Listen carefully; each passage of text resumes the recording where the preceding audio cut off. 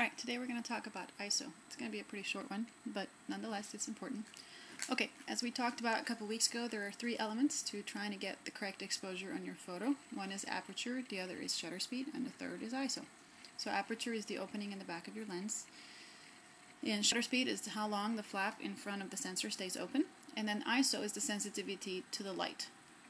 So if you are stuck in a really, really dark place and you have a lens that doesn't have a really good aperture, and you don't want your photos to be blurry, it's really important that you play with your ISO, because that's really your only other element besides aperture that you can play with.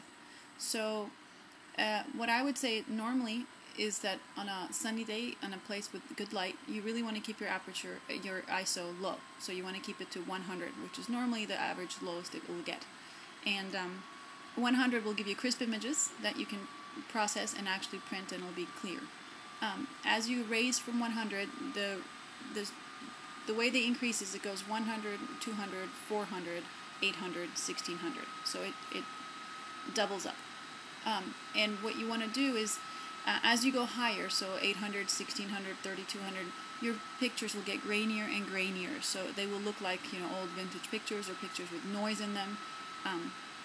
And that's not something that normally people would want unless you're trying to create a certain effect. So what you want to do is you want to be able to keep your ISO as low as possible. However, if you don't have a really good aperture, ISO is your next best bet. There are post-processing software that allows you to take the noise out, but you have to remember it won't really do a good job. The way it takes the noise out is it tries to blur over a little bit and imagine what should have been there. But at the end of the day, it's not the original capture of the image, and no software can ever really recreate what was actually there in real life. So when you are in a good light situation, keep your ISO low. 100 is the trick. And if you're in a low light situation, then you can raise it.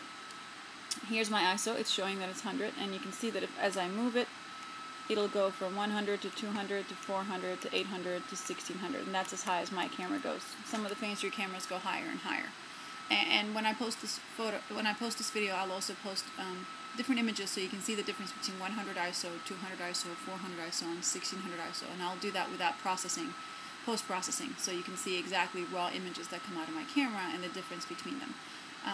For small photos that you're not going to print out, the difference is not always discernible, so it's not worth it. If you're going to put it on your webpage, you can go ahead and up your ISO. You should probably be okay. But if you're going to print it, and the larger you want to print it, so instead of printing a 4x6 photo, if you're going to print an 8x10 photo or a poster size photo, the larger your photo is, the more you will notice the noise, the more you will notice the pixelation. So that's really important. If you know that you're going to want to blow up a particular photo, more reason you want to keep your ISO as low as possible. If you know that this photo will never be anything more than a web page, go ahead and play with your ISO. Be my guest. Alright? If you have ISO questions, please feel free to leave me comments, and I will make sure to answer them the best that I can. And next week we're going to talk about something different. You have a great day.